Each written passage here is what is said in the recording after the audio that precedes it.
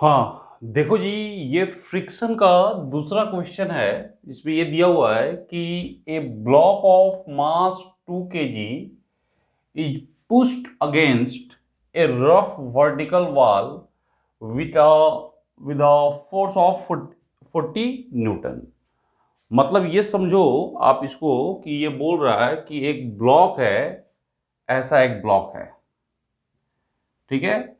और इस ब्लॉक को हम वर्टिकल मान लो, इस बोर्ड को हमने वर्टिकल वॉल मान लिया, और इस वर्टिकल वॉल पे मतलब इस ब्लॉक को हम प्रेस कर रहे हैं कितने फोर्स से, 40 न्यूटन के फोर्स से। तो इस तरह से हमने मान लो प्रेस किया 40 न्यूटन। और ये दिया हुआ coefficient of static friction being 0.5। Coefficient of static friction जो दिया हुआ वो क्या दिया हुआ है, 0.5 दिया हुआ है, ठीक है। इसमें बोला another horizontal force of 15 newton is applied on block in a direction parallel to the wall. तो ये वॉल है, और इस वॉल के पैरेलल ये भी हो सकता है, ये भी हो सकता है, ये भी हो सकता है, ये भी हो सकता है, ये भी हो सकता है। लेकिन हमें कौन सा पैरेलल लेना है, हमें वो पैरेलल लेना है जो हॉरिजेंटल फोर्स हो। तो हॉरिजेंटल फोर्स जो पैरेलल होगा, मतलब ऐसे लग रहा होगा, इस डायरेक्शन में लगा रहा होगा, ये 40 न्यूटन ऐसे लग रहा है, ये 15 न्यूटन ऐसे लग रहा है। तो और एक इसका वेट लग रहा होगा mg, नीचे की तरफ होगा। तो इसमें 3 फोर्स काम कर रहा है। ढंग से सोचो, एक 40 न्यूटन का जो प्रेस कर रहा है, एक 15 न्यूटन का जो ये हॉरिजेंटल डायरेक्शन में लग रहा है और वॉल के पैरेलल लग रहा है, और एक इसका वेट है जो नीचे की तरफ लग रहा है। तो इसको इसमें पूछा गया है कि क्या ये ब्लॉक मूव करता है, अगर करता है तो किस डायरेक्शन में मूव करता है, नहीं करता है तो फ्रिक्शन का वैल्यू क्या होगा। देखो हम इसके लिए डायग्राम बनाते हैं।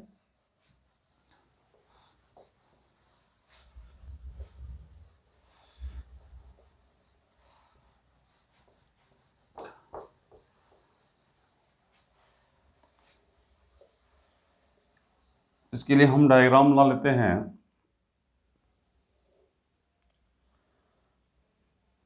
ये मान लो वर्टिकल वॉल है, और ये मान लो ब्लॉक है, और ऐसे ब्लॉक बना लो, ये मान लो ब्लॉक है,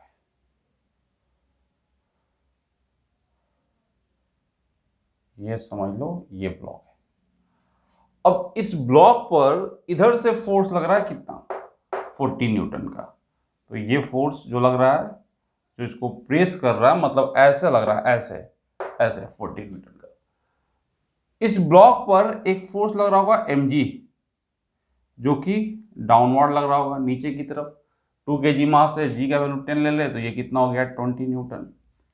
और एक 15 न्यूटन का फोर्स इस तरह से लग रहा है पैरेलल टू द वॉल। अब इस ब्लॉक का जो मूवमेंट होगा, इस ब्लॉक के लिए आपको देखना होगा कि ड्राइविंग फोर्स क्या होगा। तो इस ब्लॉक के लिए ड्राइविंग फोर्स क्या होगा, तो अगर हम इस ब्लॉक को एक पॉइंट से दिखाते हैं, तो इस पर 20 न्यूटन का तो फोर्स हम ऐसे दिखा सकते हैं mg, 15 न्यूटन का फोर्स ऐसे पैरेलल लग रहा है, और ये जो 40 न्यूटन का फोर्स है वो ऐसे लग रहा है, इस बोर्ड के परपेंडिकुलर ऐसे लग रहा है, इस तरह से प्रेस कर रहा है। ये वाला जो फोर्स था, जो इसको इसको प्रेस करके रखा हुआ था। तो ये तो ड्राइविंग फोर्स का काम नहीं कर रहा, लेकिन ड्राइविंग फोर्स इन दोनों के कारण होगा। इन दोनों का जो रिजल्टेंट होगा वो कितना होगा, ये एंगल 90 डिग्री। इन दोनों का जो रिजल्टेंट होगा, एफ डी हम बोल रहे हैं, ड्राइविंग फोर्स, वह हो जाएगा 15 का स्क्वायर प्लस 20 का स्क्वायर। तो ये कितना हो जाएगा, ये आ जाएगा आपका 25 न्यूटन। तो 25 न्यूटन जो होगा, इन दोनों का रिजल्टेंट होगा। ये हम पैरेललोग्राम बना दिए। ये जो फोर्स आ रहा है ये ड्राइविंग फोर्स है। अब इस ब्लॉक का टेंडेंसी जो होगा, ये ब्लॉक है, हमने पॉइंट से ब्लॉक को दिखाया है, ये पॉइंट से ब्लॉक को दिखा रहा है। इस ब्लॉक का टेंडेंसी होगा इधर स्लिप करने का। तो इस पर जो फ्रिक्शन लगेगा वो किधर लगेगा, इसके अपोजिट डायरेक्शन में लगेगा फ्रिक्शन। अब चेक करना है कि ये ब्लॉक मूव कर रहा है या नहीं कर रहा है। तो ब्लॉक कब मूव करता है, इसको चेक करने के लिए हम क्या करते हैं, सबसे पहला काम होता है कि आप लिमिटिंग फ्रिक्शन निकालो। लिमिटिंग फ्रिक्शन क्या है, स्टैटिक फ्रिक्शन का मैक्सिमम वैल्यू। तो लिमिटिंग फ्रिक्शन का जो फॉर्मूला होता है वो क्या होता है, F L equal to mu s N. F L equal to mu s N, तो म्यू एस कितना हो गया, तो म्यू एस दिया हुआ है 0.5, एन कितना हो गया, एन ये है 40, एन कौन सा है, ये फोर्स नॉर्मल। नॉर्मल तो यहां पे ये हो गया ना, ये ब्लॉक है, इस ब्लॉक, ये ब्लॉक ऐसे रखा हुआ है, आप 40 न्यूटन का प्रेस लगा रहे हैं तो इस पे नॉर्मल रस लगेगा। ये मान लो, इसको हम ऐसे दिखाते हैं, ये व्यू दिखाते हैं, इसको अगर हम वॉल मान लें, वॉल को हम ऐसे दिखा रहे हैं, साइड व्यू मान रहे हैं, ये ब्लॉक है, ये ब्लॉक है। अगर हम ये 40 न्यूटन का फोर्स लगा रहे हैं और ये हमारा नॉर्मल फोर्स होगा, इधर से लगेगा ब्लॉक पे, ये नॉर्मल फोर्स इधर से ये दिखा रहे हैं, ये कौन लगा रहा है, ये वॉल लगा रहा होगा, इसका mg इधर लग रहा है, और 15 न्यूटन का फोर्स जो है वो ऐसे लग रहा है वॉल के पैरेलल। तो इसका जो टेंडेंसी है स्लिप करने का, वॉल पे ही स्लिप करेगा, ऐसे स्लिप करेगा, तो फ्रिक्शन इसके अपोजिट लगेगा। तो ये फ्रिक्शन किस नॉर्मल पर डिपेंड करेगा, ये वाले नॉर्मल पर, और ये वाला नॉर्मल किसके इक्वल होगा, 40 न्यूटन के इक्वल होगा। तो ये जो नॉर्मल फोर्स आप देख रहे हैं, जो ब्लॉक पर हम दिखा रहे हैं, वो 40 न्यूटन के इक्वल होगा। तो ये 40 और ये वैल्यू आ गया 20 न्यूटन। तो जो लिमिटिंग फ्रिक्शन है वो 20 न्यूटन है, और जो ड्राइविंग फोर्स हमने निकाला वो 25 न्यूटन है। तो चूंकि ड्राइविंग फोर्स लिमिटिंग फ्रिक्शन से ज्यादा है तो ब्लॉक मूव करेगा, और किस डायरेक्शन में मूव करेगा, जिस डायरेक्शन में रिजल्टेंट ड्राइविंग फोर्स काम कर रहा था। तो ये डायरेक्शन क्या होगा, तो ये मान लो थीटा है। अब ये 20 है तो ये 20 हो गया, ये 15 है तो इसका लेंथ हम मान लो 50 न्यूटन के।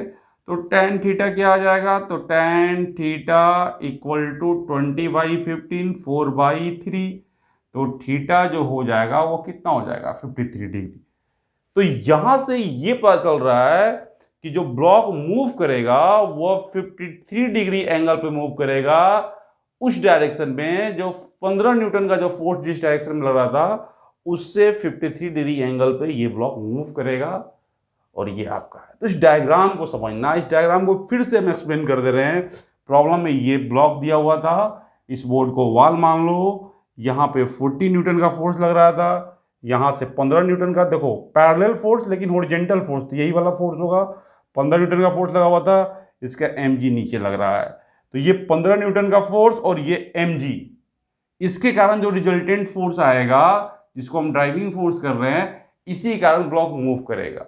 ये कब मूव करेगा, जब ये ड्राइविंग फोर्स इसके लिमिटिंग फ्रिक्शन से ज्यादा हो। लिमिटिंग फ्रिक्शन मतलब स्टैटिक फ्रिक्शन का मैक्सिमम वैल्यू। अगर ये 20 से कम होता तो ये ब्लॉक मूव नहीं करता, मतलब ये अप्लाइड, ये ड्राइविंग फोर्स अगर 20 से कम होता तो ब्लॉक मूव नहीं करता।